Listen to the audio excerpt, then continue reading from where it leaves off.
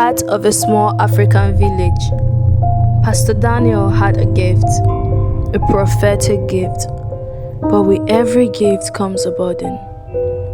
6 months after opening his church, only 3 members remained: himself, his wife, and their little son. Every Sunday, the chairs sat empty, echoes bouncing off the walls like a mockery. Meanwhile, just across the road, his friend's church overflowed with life, music, and laughter. Frustration burned in his chest like fire. Desperate, Pastor Daniel swallowed his pride and went to his friend, confessing his struggles. His friend smiled coldly, then led him to a place no holy man should go, deep into the forest. There stood a shrine, the air heavy with smoke, the walls dripping with red markings. At the center sat a deity with hollow eyes and a voice that cut like thunder. Pastor Daniel said his request, and the deity didn't ask for money. He made a chilling demand. Every 100 years, the first daughter born into your bloodline shall be mine. She shall walk the earth as my bride, untouched by man. Any man who tries shall die on his wedding night. Years passed, and Amanda was born. She grew into a young woman of breathtaking beauty. Whenever she walked through the marketplace, men dropped what they were carrying. Women toned in silence. Even old women whispered and shook their heads. Her beauty was not ordinary. It was dangerous. Soon, suitors started coming, one after the other. A young farmer brought yams and palm wine. A wealthy trader brought fine clothes and jewelry. A soldier home on leave brought promises of protection.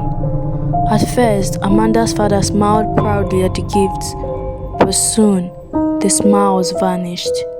For each suitor that wedded Amanda never lived past the wedding night. The laughter in the compound turned to mourning songs. Villagers began to warn their sons, "Stay away from her. She eats her husbands.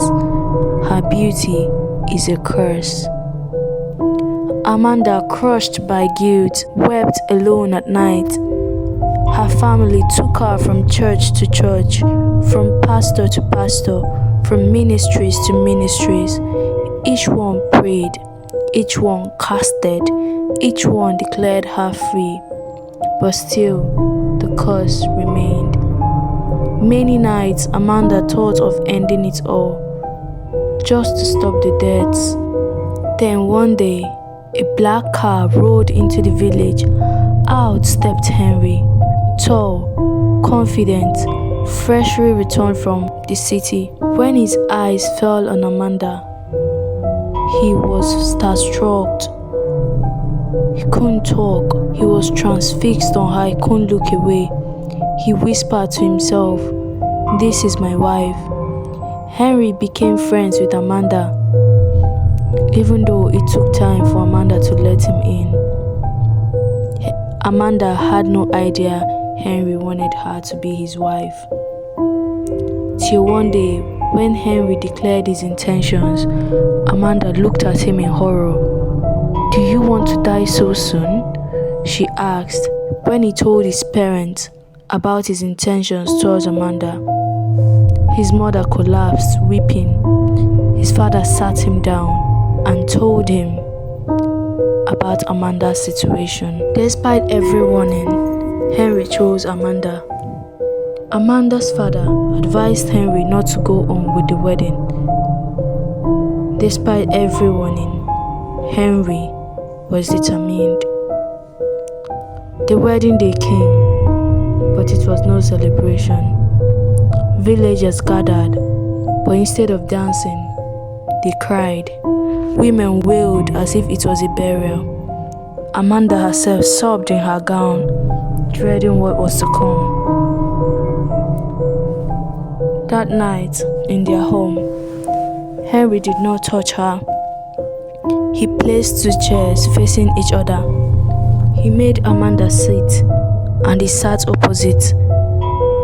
Amanda didn't know what was going on, but she sat, and together they talked all through the night. When morning came, and the villagers arrived to carry Henry's body, he opened the door, alive, smiling.